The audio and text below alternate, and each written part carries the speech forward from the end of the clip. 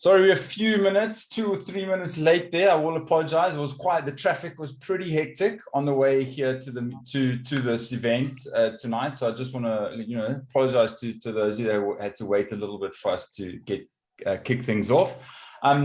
I'm Jason Bagley. I'm a business owner. I'm part of EO Accelerator here in Cape Town, and I'm going to tell you a little bit about that in a second. We've obviously got TK in the house. I'll tell you a little bit about that crazy guy in a couple of seconds too. And I also just want to intro Stefan, my I want to say co-host, but I'm pretty much going to be hosting here. So say hi, Stefan. How's it, guys? Lucky to be here. I've also got Lavuyo. Give that man a round of applause. He's also in the house here, another EO member, and I think a lot of us also know him as well. I see TK is back from his little bathroom break. I just want to make sure that I let everybody in here. Enter it. Sorry. Okay, I'm going to turn off the waiting room so everybody just pops in. Cool. So I'm going to stop sharing the screen. I think we all know why we are here for a second. Just for 2 minutes, talk a little bit about EO and Accelerator, and then we're going to kick things off. I'm just going to mute a couple of you. There we go. Cool. So a little bit about EO and Accelerator, and obviously who's hosting this talk this evening is. EO is a business. It stands for Entrepreneurs Organization. There are about 14 to 15,000 members globally, of which there are 3 chapters in South Africa, one being Cape Town, Durban, Johannesburg. And myself and Stefan, we're part of the Accelerator program. So that's a program for businesses, entrepreneurs that are running businesses that are trying to grow and scale those businesses. It's a program that gives you some core techniques, game plans on how to help and grow your business. Obviously, it's part of this bigger network. So we've got access to some of the most amazing entrepreneurs within not just South Africa, but globally as well. So if there are entrepreneurs that are interested about even just expanding outside of South Africa into Africa, there's chapters all over Africa as well as Europe and the US and Australia and all of that. But obviously that African component, and specifically South Africa, is down where I'm from and where I'm trying to obviously grow a business. And I think the two key parts to it is the learning side of obviously Accelerator, and then there's the accountability group that I'm a part of. So I meet with, actually funny enough, Stefan is in my group, but we meet about once a month for a couple of hours every single month to go over some of the things that we are struggling with in our business, some of the things we don't want to share with maybe our family or our friends who don't really understand what it's like to run a business. And some of those things are it's almost like a shrink, almost like I call them my board of directors, but they're not actually, invested in my business. They care about me, they care about my business, and we get to talk about those things. And I think you're going to hear from TK's story, the ups and downs of being an entrepreneur and growing a business and just trying to survive here in South Africa, and how you sometimes just need people to talk to. You don't necessarily need their answers. You just need someone to talk to. And you can't always talk to your wife or your partner, or your husband or your brother or your sister about these things because they don't maybe necessarily understand the stress or what it's like to succeed, or all those things. And I think that's the real power of what being an accelerator is. You can see some more details. See Stefan's put that in the chat. Go check out the website, eonetwork.org. You can find some more details about the network. And also, if you're interested in joining or potentially just finding out more, you can obviously reach out to me. My email address, Stefan will put in the chat. You can also reach out to Stefan himself, Lavuyo as well, chat to him. We're going to chat to him at the end a little bit about his EO journey and what it's like having been in EO himself. That's pretty much it from that side of that side of the. I'm not going to talk any more about it. I think we want to hear TK. TK told me he's got a bunch of jokes he's going to be telling us this evening. So I'm looking forward to that.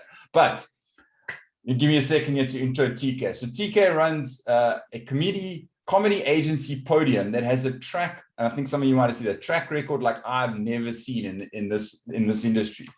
He's managed some of the world's biggest comedians, including, he's not that big, Trevor Noah, I don't know, but Trevor.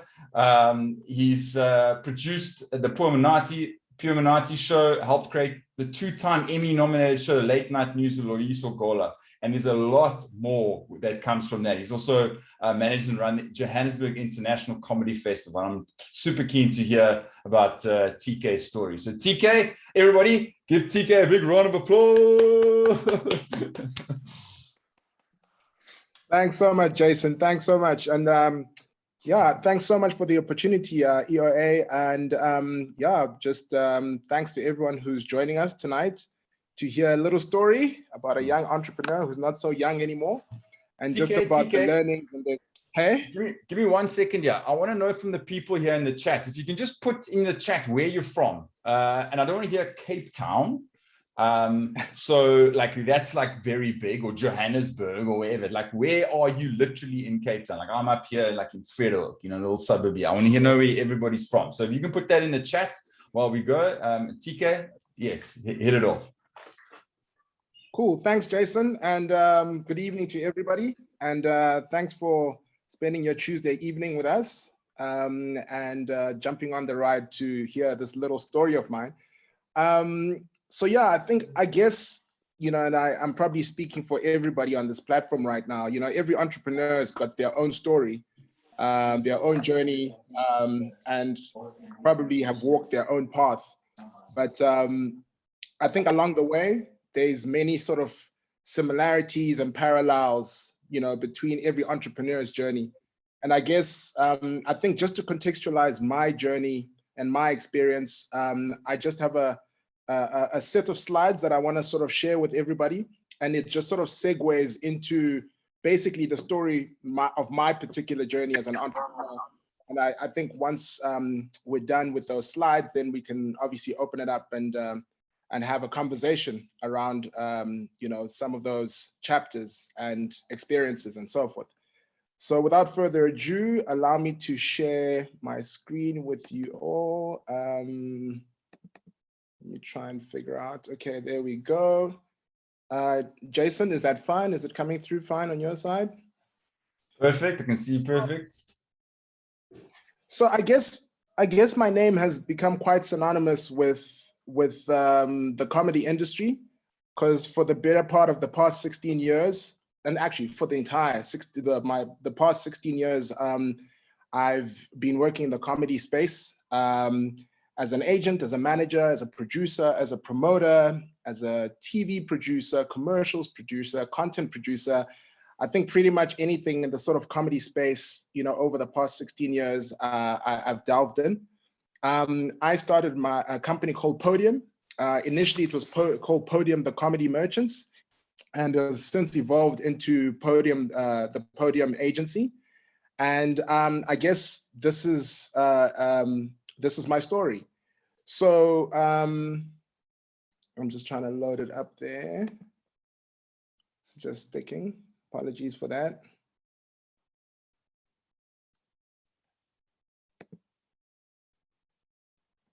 Technology, huh?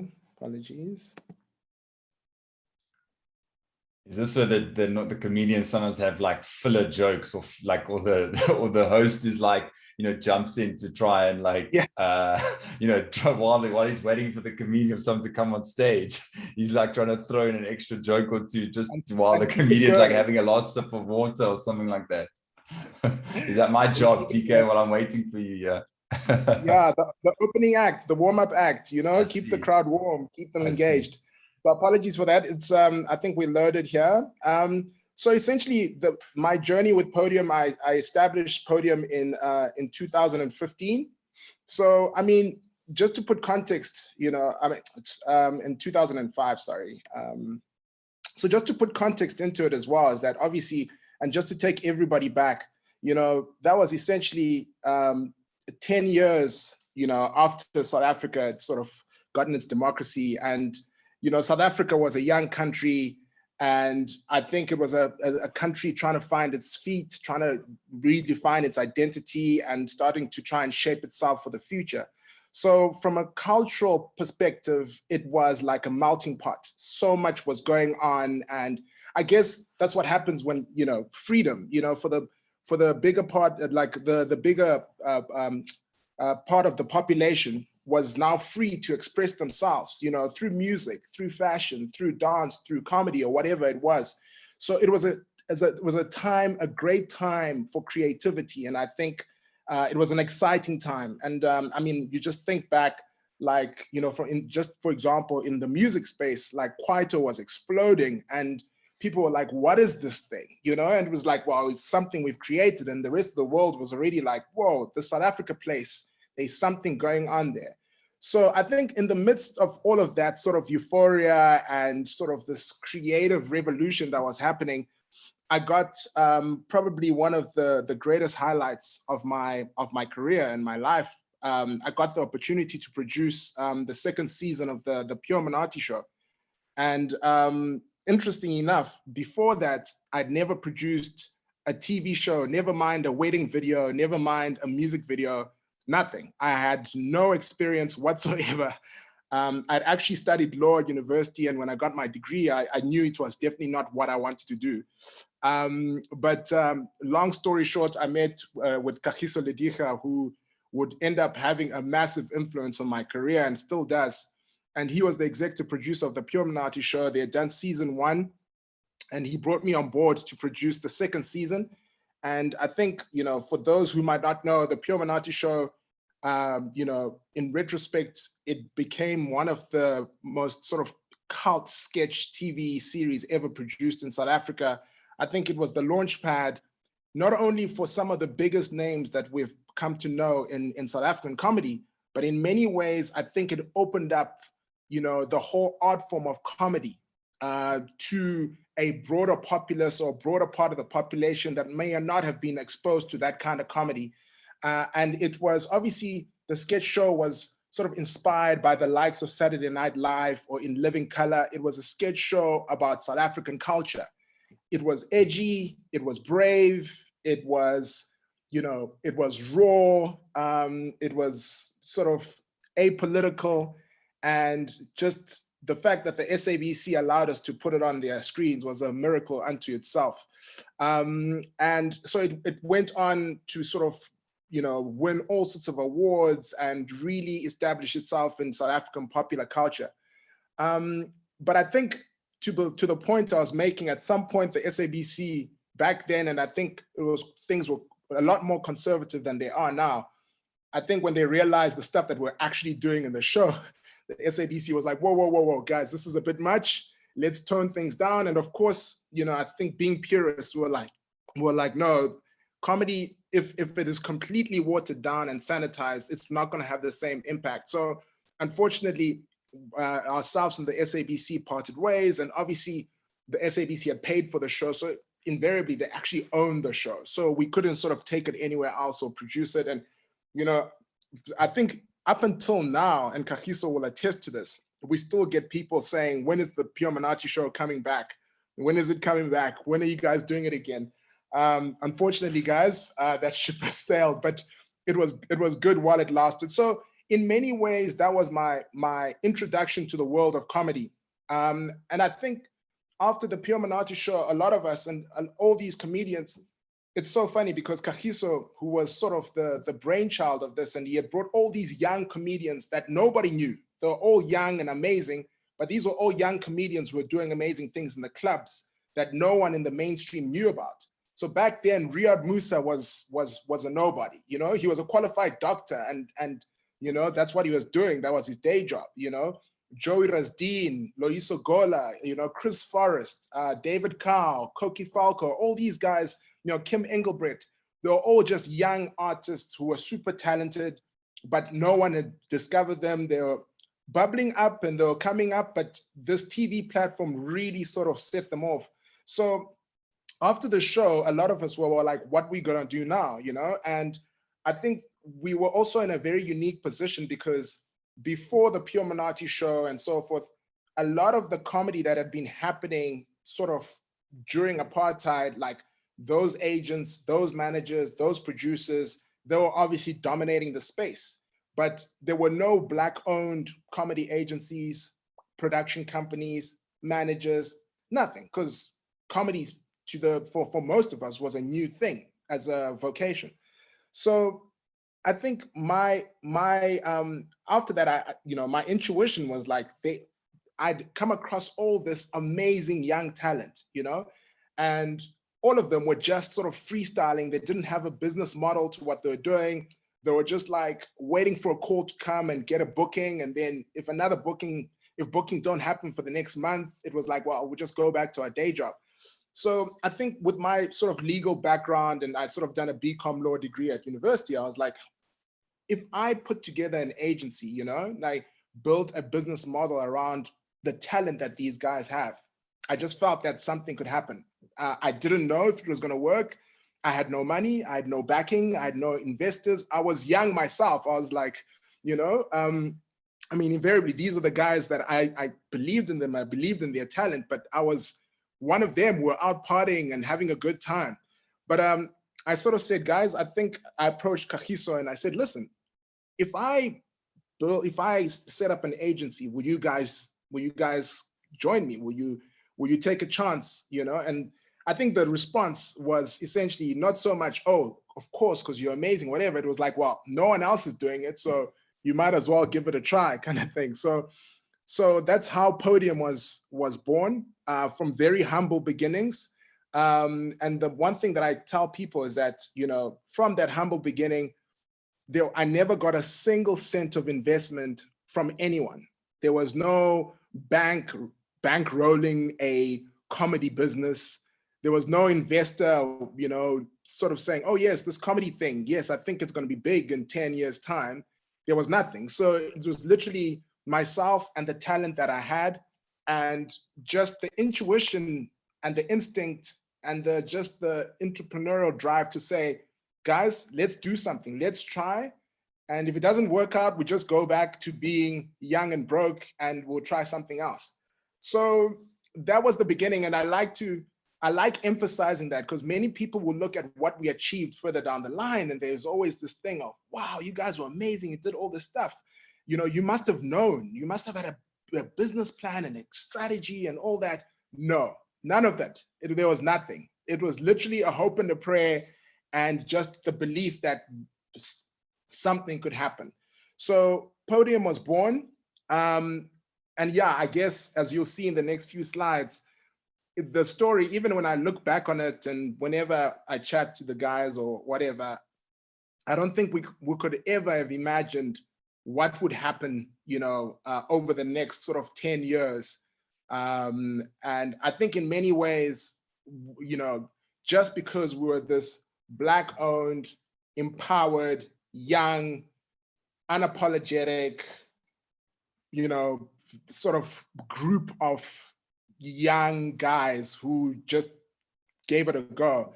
I think just that by itself just sort of changed the game in many ways in the comedy space.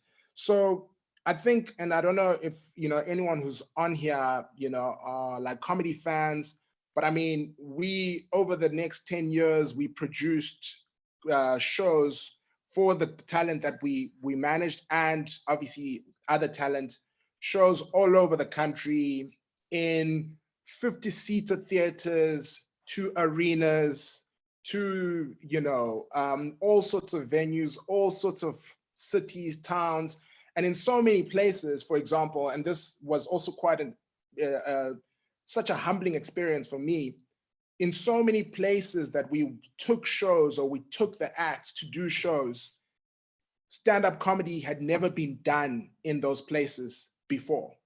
So for example, I remember I did a tour with Loyiso Gola very early in his career. He had a show called Loyiso Gola for President, which was still to this day, I feel, one of the best comedy shows he's ever put together. And we ended up in Mafikeng. I think there's like a city hall there or something like that.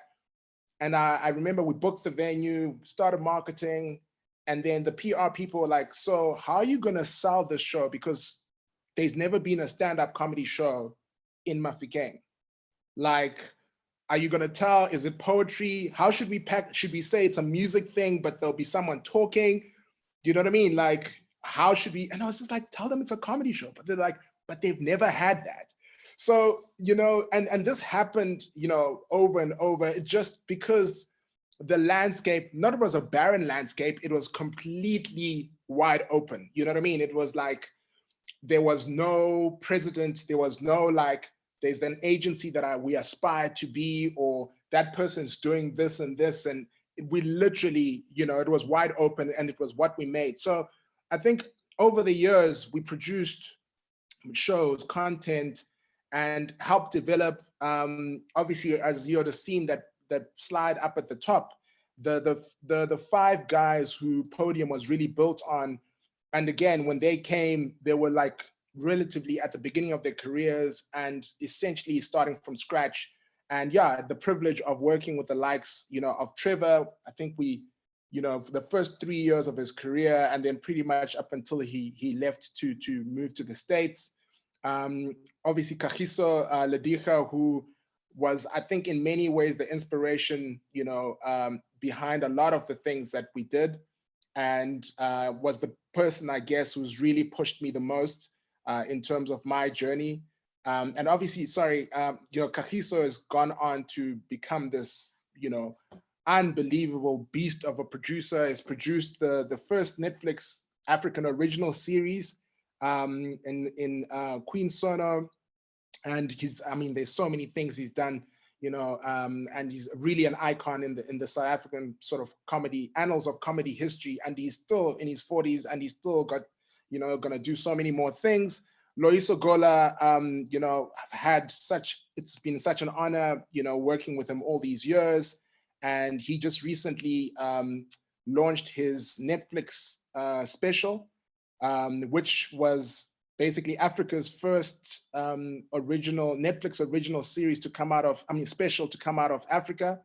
And Kagiso and I had the privilege of co-producing that. But Loyiso is now literally becoming a huge star in the world, and much bigger, I think, in the world now than even, you know, in South Africa. And then David Kabuka, who many people might not know because a lot of what he's done, he is, you know, the genius he has is his writing ability. And he was part of the Late Night News with Loyiso Gola team, and he's now the co-head writer of the Daily Show with, you know, for Trevor, and obviously now in New York with Trevor, and is just one of the most unbelievable comedic brains I've ever come across. And then Eugene Koza, as well, for me, one of the most talented comedians that have ever come out of South Africa. Incredible potential, and I still feel he's got so much to offer. But these five comedians is how Podium, we built our agency by working with these guys. And the interesting thing as well is back at the time, because comedy, music, all those things were not as big as they were now, the way agencies work, they were all booking agencies, and booking agencies, it's a volume-based business. So the more talent you have on your books, the more commission you're gonna have. You know, if you're taking 10% there, 5% there, but there's a lot of artists you're doing that with, that's how you make your money. But with Podium, I think one of the defining things was, I realized in my mind, I was like, we're not gonna be a booking agency with 20, 30, 50, 70. We're gonna have 5 artists who I know personally and intimately, and we're gonna build each and every one of them as a brand. Because as we know, in the arts or in entertainment, you know, corporates or brands, agencies, they hire artists, or they hire you, like the hired help. But if you really want to transact and really build real value, brands do business with brands. So if Trevor Noah stayed as an artist, for example, he's going to be paid as an artist. He could be replaced by another artist. He'll be dispensable. But if Trevor Noah is a brand, then brands want to do business with other brands. There's a value exchange that's much bigger, you know? And I think I was looking at the sports model, and you look at some of the biggest sports stars in the world, you know, like back in the day, like Tiger Woods. I read a stat that said Tiger Woods was making 20% of his income on an annual basis was from golf, playing golf. The other 80% was from his brand. And in many ways, that was sort of the strategy for Podium. And we just tried it. We didn't know if it was going to work. And I think it was one of the keys to our success. And I think off of the success that we managed to achieve with those initial 5, I would like to call them the founding fathers of Podium, we went on to bring on all these other artists, as the years rolled on, and look to provide a similar service to all of them as we had done the original 5 acts that we started with. So I think in that 10-year period from 2005 to 2015, we produced over 100 shows, specials, arena shows, solo shows, festivals, all over the place. Because the talent that we were working with were really sort of in demand and people wanted to collaborate with them, we ended up also creating and producing content for television, commercials, digital content, branded content. Like, for example, this is Kagiso. This is an image of Kagiso in the Savannah dark ads. I don't know if anyone will remember those, but conceptually we worked on those, so although agency was shooting the commercial, we came up with the concept and the funny and so forth. And then I think also what is really exciting is that we Podium, through working with all this talent, because now all the comedians we're representing were now getting booked in other countries. I mean, like Trevor, when his first DVD came out, The Daywalker, I mean, the sales were not only through the roof and unprecedented in South Africa, his DVD started moving across the continent. So all of a sudden, we're starting to get like bookings in Nigeria, in Zambia, in Zimbabwe, in Botswana, people wanting to book Loiso Gola in Kenya and so forth. And working with my comedians, I started traveling all over Africa, and it exposed me to these amazing hotspots of comedy that were happening across the continent. But the crazy thing that was happening was that East Africa, Kenya and Tanzania and Uganda were doing their thing. Nigeria and Ghana were doing their thing. Zambia and Zimbabwe had a little scene going. And South Africa, for the most part, was just like sort of not engaging with any of these hotspots. And none of these hotspots were connecting with each other. These comedians, the biggest comedian in Nigeria was not known in Kenya, and the biggest comedian in Kenya was not known in South Africa. So I created this show called Stand Up Africa, which was to essentially bring all these comedy sort of scenes together by doing a lineup of the best comedians I could find across the length and the breadth of Africa, and celebrate our intrinsic Africanness, if that makes any sense, And in 2011, I think it was, we did the show Stand Up Africa. The first show we did was at Empress Palace, Center Court.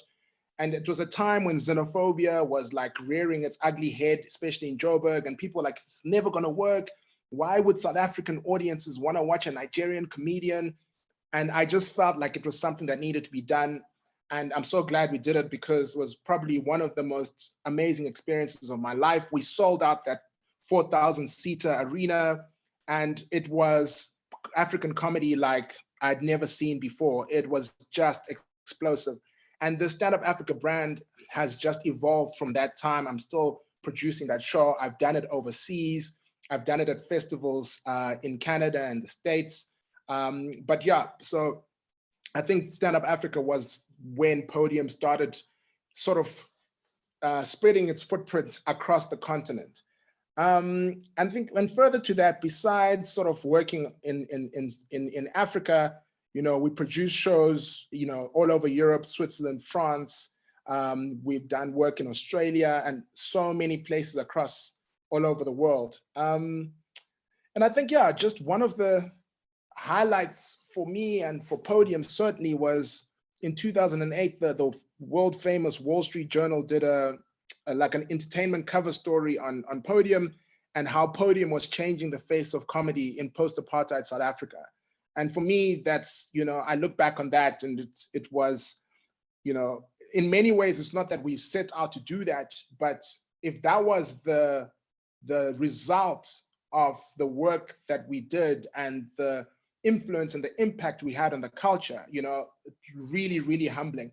So I think that was in 2008. So I think in 2015, and I think I'd been running Podium for 10 years at that time, and the challenges we're starting to have, and I think many entrepreneurs will sort of have a similar experience.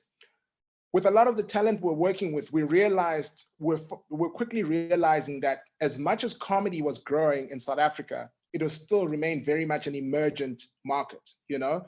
And so what was happening was that talent like guys like Trevor Noah were developing so quickly, and they were growing faster than the market was growing. And very quickly they reached a glass ceiling in terms of their careers, where they couldn't, they'd done the biggest, you know, done shows in the biggest venues, they'd done ads, they'd been on TV, they'd done movies, and there was nothing more for them. It's almost as if they became big fish in a small pond. And it became a frustrating thing, not only for the artists, but in many ways, from a podium perspective, for us as well, because the rate of growth and development was decreasing because we were sort of outgrowing where the market was. So, and I think it started when sort of Trevor sort of came to me and said, listen, I think I can make it overseas. I'm going to give it a go. I'm going to go to the States and I'm going to give myself a year and I'm going to see how it goes, you know? And I think 8 months in is when he did his first performance on the Tonight Show or something. And then things just changed for him then. And then Loyiso Gola was next, where he was like, I'm going to go to the UK and start doing my stuff over there. And Kagiso pivoted to starting to directing, you know, films, movies, and doing a lot of TV stuff, because in many ways, the guys had gone as far as they could in the local market. So with that in mind, I took a big decision, a big gamble. And I felt that instead of trying to keep supplying the market where the demand was not so big, I was like, I need to play a role in increasing the demand for comedy. We need to open the markets up. We need to make the cake even bigger. So in 2015, I founded the Johannesburg International Comedy Festival. And the comedy festival, I mean, there's hundreds of international comedy festivals all over the world, but there was not a single one in Africa. And for me, that was a travesty, because the comedy that we have on this continent is just unbelievable. And the talent we have is world-class, but no one was seeing it, both locally and internationally. So I think for me, I was like, I need to be building a property that contributes to exposing our comedy to more people and taking our comedy to the world, and hopefully bring the world to us in the same vein.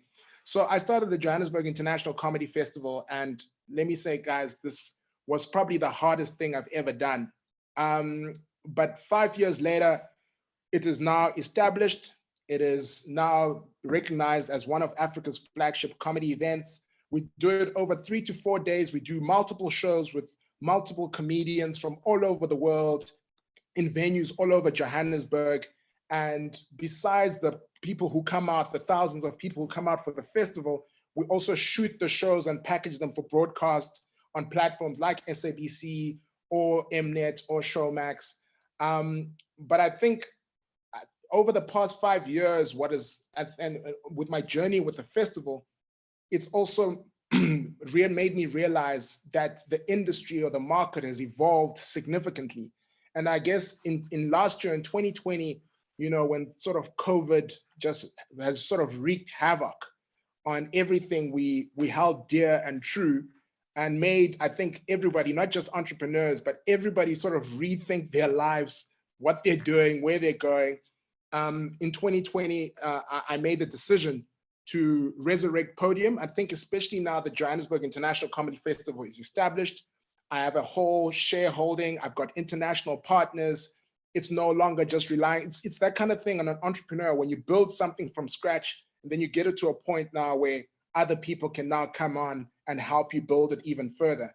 And with that happening now, I've made a decision now to bring back Podium, almost like after our 5-year hiatus or sabbatical, if you want to put it that way, but bring back the company, but evolve it for the times. And I think where we are now, besides the talent still being there, the market being there, and you know, the big thing that's happened now and the big evolution in the comedy space is it's a content business now more than anything else. You know, the internet has democratized content, and audiences and people are consuming content now, like probably like no other time in history. And so in many ways, looking to now harness the experiences of those first 10 years of Podium, producing essentially, developing talent, producing content, now doing the same, but looking to create content for multiple platforms, still produce shows, still produce TV content, but now digital content as well, and so forth and so forth. And I think what's also exciting is that the first project we had, which happened towards the end of last year, and it happened during COVID, which was also quite hair-raising, was we co-produced, Loyiso Gola's Netflix special, which is Africa's first, Netflix original special. And in many ways, to sort of full circle, my first show that I ever produced as Podium was with Loyiso Gola. And now sort of as we enter the second sort of chapter of Podium, it starts again with us producing Loyiso Gola's Netflix special. And so, yeah, this is where I am now in many ways. I think that probably went, Jason, sorry, that probably went longer than I anticipated. But I think that's the journey, that's the story. And yeah, I look forward to having a conversation around that. Thank you very much. DK, Joel, that was quite an inspiring story. I'm sure we got maybe some questions that some people might want to ask. But I want to kick things off quickly. I'm going to just stop your sharing there quickly, so we can have a quick chat. So talk to me a little bit about where, from the case of, so when Podium, you said in 2015, you got to a point like, oh, you were going to take a sabbatical, and then that's when you launched the Johannesburg International Comedy Festival. Was there like, I'm more talking from like the business point of view, because like when people like say, oh, I'm going to take a sabbatical, normally what happens is their business covers their salary, they're looked after, and then they can go have a couple of months to think about life and contemplate life on the top of a mountain. But you were like, well, pausing that business, and then you're going to start a new one. What was that in terms of like funding, or how did that part of like from the one business to the next work? How did those two parts sort of work together, or not? Sure. Well, I mean, to a large extent, I think it was out of frustration. In many ways, I felt that, if you're growing a business and you grow your business to a certain point, and then you reach a plateau where there is no more growth, you're just continuing on the same level, or the same trajectory, so to speak.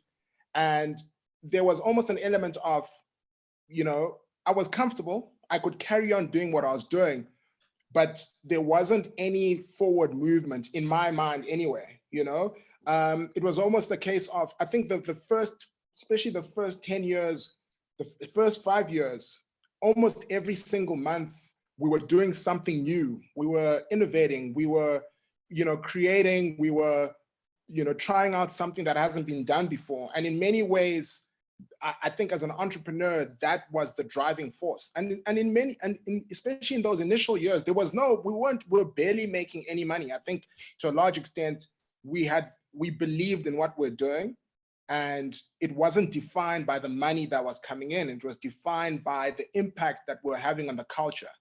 But the money came further down the line, and it was literally a case of, oh, wow, we're starting to make money, all these bookings and so forth. But I think when we hit that glass ceiling, I knew in my mind, if I didn't adapt, and if I didn't sort of try out a different direction, the frustration was going to set in. And with that, you're no longer in it, the passion dies. And as entrepreneurs, we all know, if you're not passionate, and if you're not driven, and if you're not jumping out of bed every day because, there's hope and aspiration, then that's it. It will start telling in the products that you're producing and the services that you're offering, and just the way you're engaging with either consumers or your clients or whatever the case may be.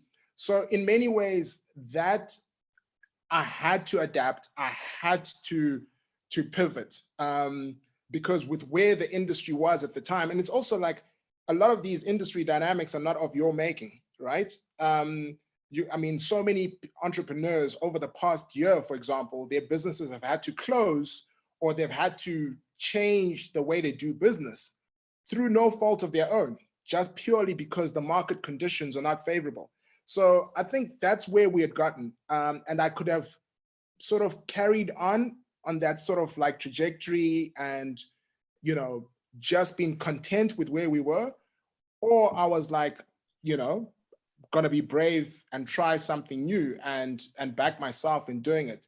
And in retrospect, I'm really glad I did that, because I was able to keep moving forward. And I think the International Comedy Festival, what it also allowed me to do is that allowed me to break out of South Africa and travel, because I'll be curating talent from all over the world. So I started going to festivals around the world.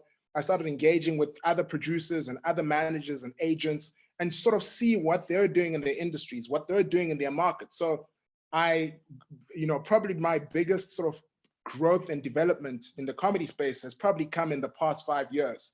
Because the first 10 with Podium, it was what we made of it. We were creating our own destiny, if you want to put it that way. Whereas with the festival, I think it allowed me to travel and expand my horizons and my comedy knowledge by collaborating and engaging and working with people who had been doing it for longer than me in markets that were more developed than ours, and festivals that had been around for 30 years and selling 1 million tickets, every year to their festivals.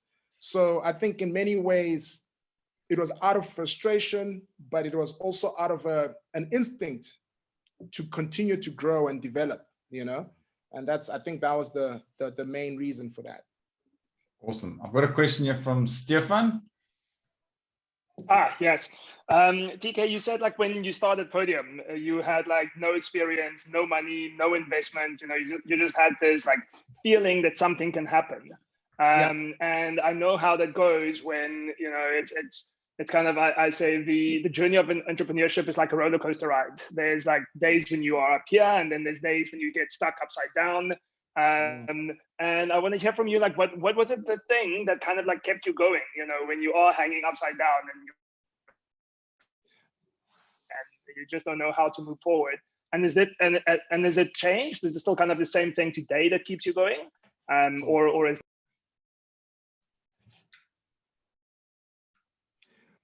I think I lost you at the end there, but I'm sure I got the gist of what you're saying, Stefan. So I think, and I can be absolutely honest, because I think there are many, entrepreneurs on this platform, but to be honest with you, I mean, I started Podium when I was 25 years old, So when you're 25, anything goes, you got nothing to lose. So in many ways, it was just like, we did things almost like, well, we have no other option. Let's give it a go and see what happens, And I think, and I always tell the stories that from 2015 and from 2005, maybe till 2010, almost every year started with, we're going to throw the dice again. We're going to see if this continues to work. And if it doesn't, we're going to have to make another plan. And every year we were back, we're bigger, we're better, we're more evolved. And I think it got to a point after the first 5 years, the conviction starts setting in. Do you know what I mean? So maybe initially there was a lot of false confidence because you're young, in your mid-20s, you know what I mean? You're invincible. And we literally we just swung the bat and just hoped it would connect in many ways, I mean, I don't want to sort of like undermine a lot of the hard work we put in and a lot of the great decisions and amazing moves we made. But initially, it really was just youthful bravado and just gung-ho, And then as time went, once you start building a catalog of things you have done, and there's a whole host of achievements or the talent, you literally see their growth and their development. They started here, now they are here, and you start realizing actually, I think the conviction then sets in, and then you become fully immersed and fully confident in what you're doing, even if mistakes are still happening, but there's now a track record, So I think that was initially driving force was just raw bravado, instinct, intuition.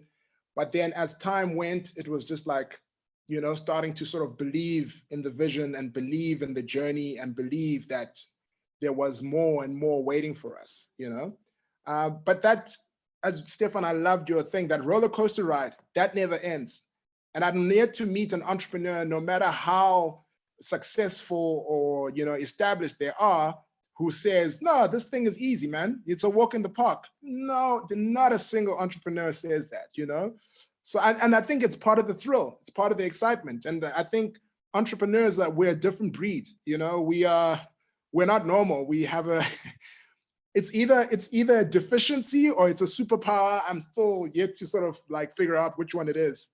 But yeah, and I think that thrill, that excitement, and I guess even when I started the festival, that was one of the things, you know, I wanted to be excited again. I didn't want to keep doing the same things over and over and over again. So yeah. That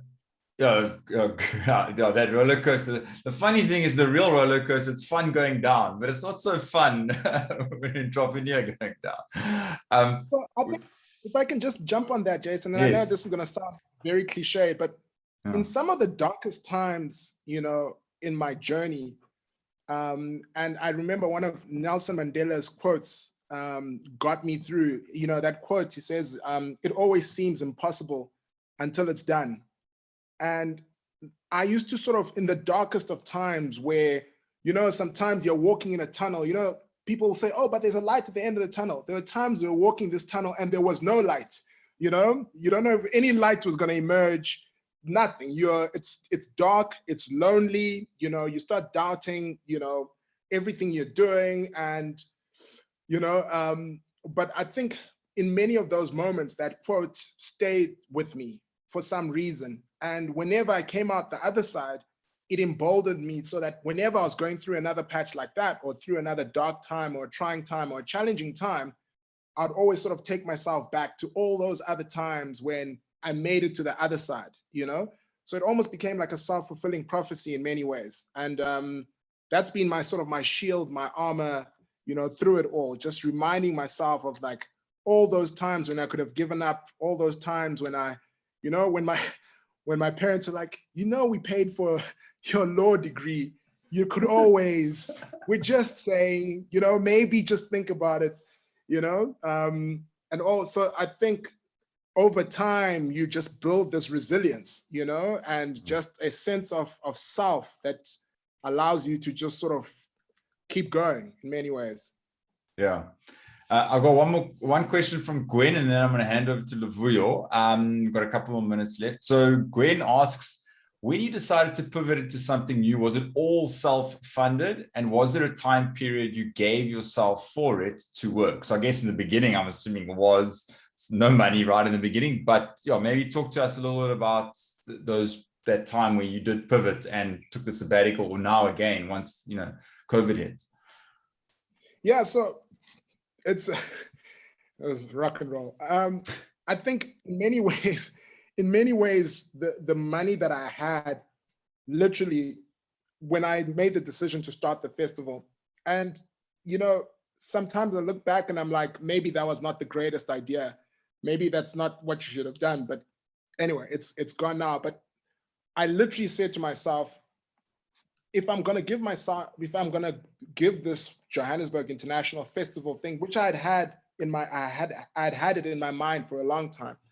But when I finally decided to jump, in many ways, I said to myself, I either need to go all in or not do it, because sometimes the scale of the ambition and the vision is so scary, you know, and it's almost like overwhelming, that the only way to engage with the beast that it is to go all in, guns blazing, you know. And I guess you know, so all the funding that I had, it was all personally funded. I put pretty much all the money that I had, put it into this festival. And in many ways, I was like, you know, it's that whole thing that I always say sometimes to people, is like, if you are an entrepreneur and you want people to believe in what you're doing, or people to invest in you or invest in your vision, then you need to be almost like completely, have complete conviction about it.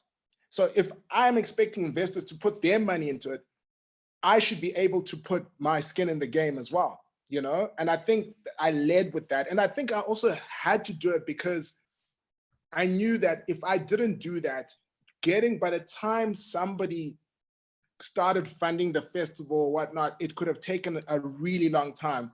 So I knew that it's that initial, like if you've got a massive boulder on top of a mountain, and you're trying to get it down to the bottom of the mountain, that initial dislodging of it, it literally almost like has to come from you.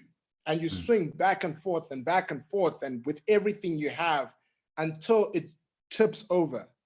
And initially it will move slowly, painstakingly slowly. But the more you put in and as it starts gathering momentum, people start seeing. And now all of a sudden there's more hands and more, because now they're seeing it. So it's almost like it's that whole proof of concept philosophy. Like sometimes you have to prove the concept before people can believe in it. So I think that was that was the big gamble. And I threw everything at it. And in many times and many instances, I didn't know if that was ever going to come back, you know, but it's starting to come back. It's not all back yet, but it was self-funded. But now, as I was saying, now I've got other partners. We now have funding from Department of Arts and Culture. We've had, you know, sponsors come on board. We've got content deals with broadcasters where we license content. And I think in the comedy fraternity, both locally, continentally for sure, and to a certain extent now internationally, we're now a recognized sort of, you know, entity.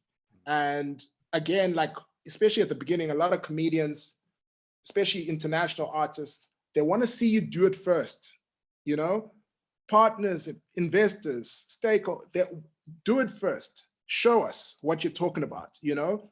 So I think the first 3 years of the festival were really, really painful, but I think we're starting to come out of that embryonic stage now. And now there is enough evidence and proof of our concept and of our property. And again, the great thing now is that I now have a big board shareholding. It's no longer just on my back. And I think that's what's exciting now for me, is that I can go back and have the rebuild Podium, or essentially, you know, start the next chapter for Podium. Amazing, TK. Thank you so much for your time. It's been amazing to hear this journey. And I'm just really mindful of everyone's time. We've got a couple of minutes left, so I'm going to hand over to Lavuyo. We can talk a little about his roller coaster of what it's like to be an entrepreneur, and also obviously how that plays into being an EO. To wrap things up, you've got a couple of minutes for us, Lavuyo, and let's hear from you. Yeah, no, I think maybe just like take a minute. I've got two questions like TK. And I think one, TK, I mean, like I really kind of enjoyed, and I can connect it. I know so much about the space for comedy from a distance, in terms of looking from a distance. So I know from a community, so I could connect it. But I mean, sure. I'm kind of intrigued. What there are two questions. Intrigue one, probably short question to answer. Why, I mean, like you choose to remain behind the scene? Because you've got big names and you're not big front, because most people would love to be front? Or is it kind of a choice that you wanted to be behind the scene, but I'm kind of feeling that your story needs to be told? I don't think so. South Africans, I mean, Africans knows your story to extend in terms of the value, what you've had in that aspect. And that's one part. Now, and second, it's kind of what is the source of support when those kind of moments of downtimes, challenges, I mean, like, so how do you get, I mean, back to extent that you're able to, I mean, continue, I mean, what you wanted to do now? So I think those kind of, I mean, the humility part and also the grounded part in terms of the support. Sure. So I think the first thing about, you know, was it a conscious decision for me to sort of be behind the scenes and stay behind the scenes? And the answer to that is yes and yes. I think from the very onset, you know, when you're dealing with artists, and especially the first few years of Podium, it was really just about managing this talent and developing the talent. But then further to that, then we started producing shows and producing content and so forth. And the one thing I realized, you know, about at the time in the comedy space, because a lot of the agents and managers and producers were people who had been doing comedy even from apartheid days and so forth, when things opened up in 1995, these producers, managers, promoters, whatever the case may be, they had a head start on everybody else, you know? They had been producing shows, they knew what was going on, they knew how to market, they knew how to promote, and so forth and so forth. So what happened with the South African comedy industry in those early years is that all the power sat with the promoters and the producers and the managers. And those people then almost made it as if the industry was about them. So if you're an artist and you wanted a shot and you wanted to make it, you couldn't do it without passing through these so-called gatekeepers. And in many ways, the dynamic that was now being created was almost like the egos of the gatekeepers were limiting, or they were crushing the industry. So I think from a podium perspective, that was one thing I wanted to make sure, was that if the talent, comedy is literally comedy is the sacred engagement between an artist and their audience. Everything else is peripheral. Even us as promoters, managers, agents, if that sacred engagement between that talent, the artist, and their audience doesn't happen, none of us are involved and none of us matter.